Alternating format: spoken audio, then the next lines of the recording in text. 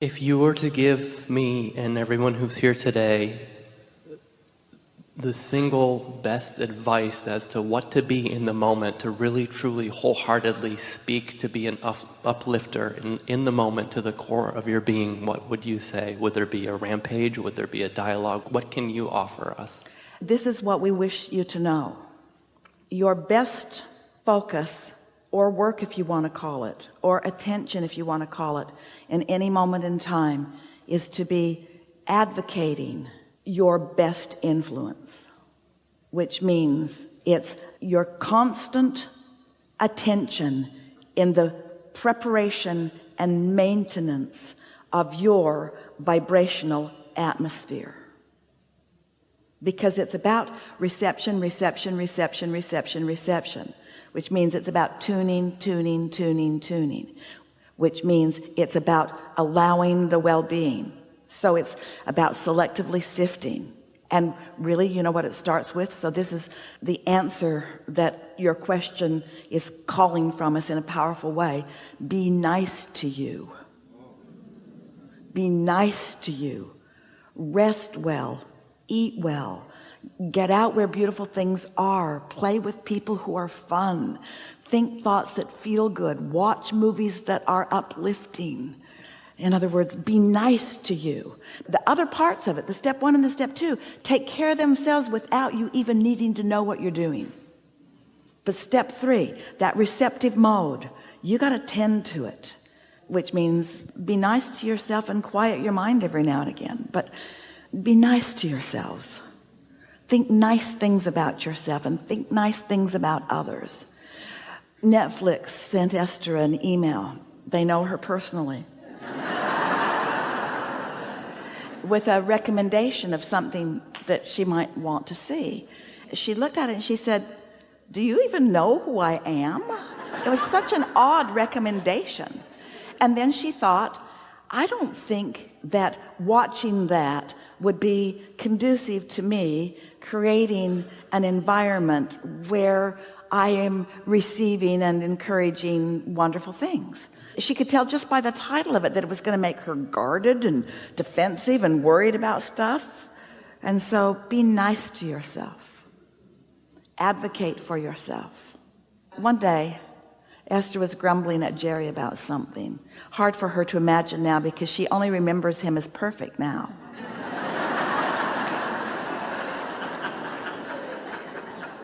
Change that past.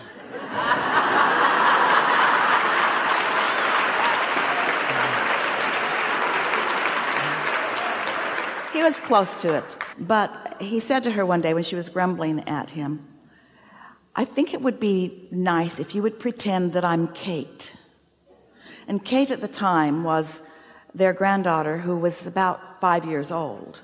And Esther did not have the ability or the capacity to think anything other than lovely thoughts about Kate. It couldn't happen.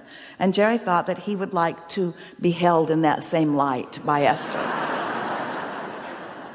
And that's sort of what we're getting at. Pick your favorite whatever it is on the planet and pretend that you're it.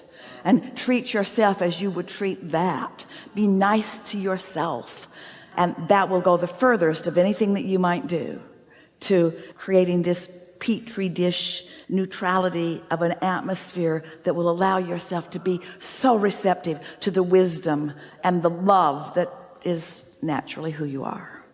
I know everything is always working out for me 100% of the time. At the beginning of this year, something happened where there was an accident, quote unquote, that I was in, and I was on the phone with my friend Jenny at the time, and I said to her, really don't know why this is happening, but I do know that it's happening for something much, much bigger than myself. So long story short, it went through the process, and from that I saw the law enforcement officers that are working for the Broward Sheriff's Office, and this gentleman was there because I know he was meant to be there, but he didn't need to be there in that moment. He was working on other things, but because of this thing that happened through the fault of someone else, he was there, and he came over, and he did what he needed to do.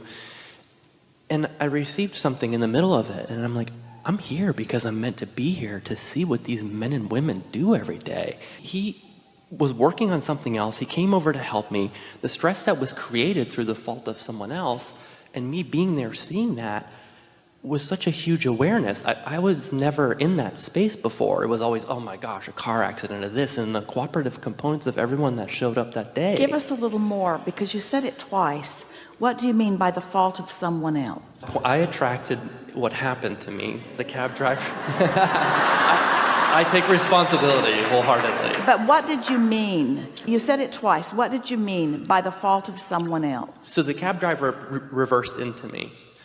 And I got out of the car, and he tried to drive off. So the cab driver had an experience with a cooperative component that was me. Yes, 100%. We just want to play with that a little bit, because we're speaking right to where you're going. Co-creative moments happen.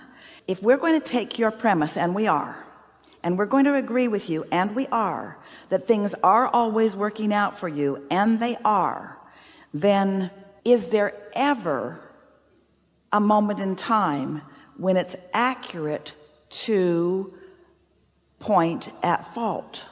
Because doesn't fault indicate something asserting itself into my experience, and doesn't that defy the laws of the universe as you know it to be? I guess the words were playing on what was in a report from insurance and law enforcement. We understand that, but we want to go with the whole premise of this whole idea that you're unfolding here with us. We want to acknowledge that cooperative components all around, everyone a cooperative component, because the way you started this conversation and what you were laying out is that things always happen for a reason, and we want to stick in there, things always happen for a good reason. There's always some value in something that is happening. And if you start with that premise, then doesn't that automatically take out of the equation for yourself that happened because of the fault of someone else? There can't be a rendezvous with someone unless there's more than one of you there.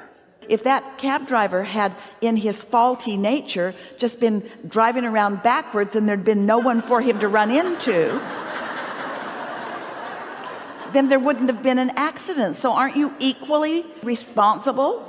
Why in the world would you put yourself somewhere where somebody's going to back into you? If we're really going to start talking about that sort of stuff, and do you think that both of you created that so that the police officers would have a job? Because if none of you were doing any of that, then what would he be doing? Just wandering around on the freeways? He'd have no reason for living. We're just emphasizing that we're all in this together thing that we started with earlier.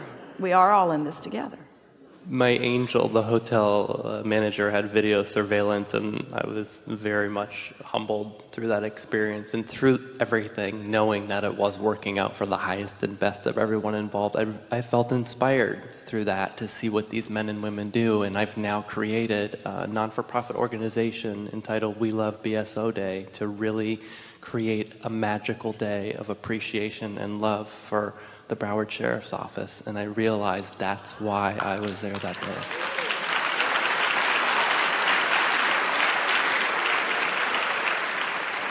Well, we like that the universe gives you endless opportunities to appreciate one another. And we jumped into this in a different way than you expected us to. And the reason that we did is because we want you to realize, because you're talking about now, we're talking about now, the importance of now.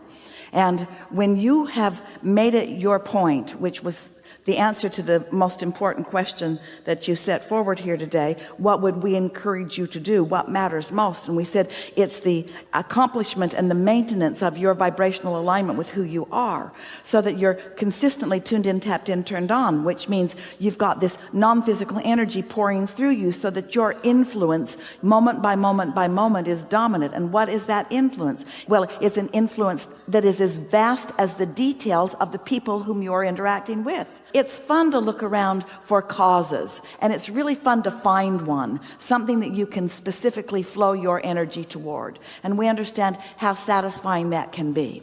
But we want you to broaden your scope on that just a little bit and feel how fantastically satisfying it can be to move around in your human body, in your powerful now, connected with source energy, who knows everything about you and everything about your relationship with everything else and everything about everybody around you and everything about their relationship with everything else. And you follow those feelings of inspiration for that constant state of upliftment that's being offered. That feeling of finding a cause and being able to focus toward it is the way your inner being feels about you all the time. You're always moving around. And do you know what the dominant intent of your inner being, who shines through you, is in every moment of every day? To influence those who are around you back to their natural state of well-being. And so just you being in that state of well-being is you answering your cause. You being in that open state, just a smile across a hallway to someone that, in other words, we're not for a moment suggesting that it isn't wonderful that you've set this thing in motion and that you've got this thing going. We just don't want you to underestimate the glances across the room or the comments just in the right place. When you've got source energy pouring through you, you are answering your call and promoting your cause every moment that you're moving through population of people. Every moment.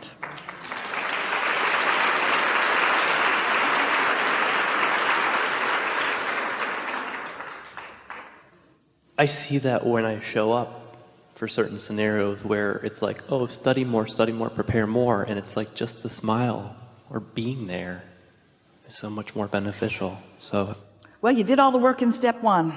We're just going to keep saying it. You've done the work. You've created it. Now just create an environment that lets you experience it. And it is also much fun when your influence is such that you draw a whole bunch of other people into the success of the unfolding with you.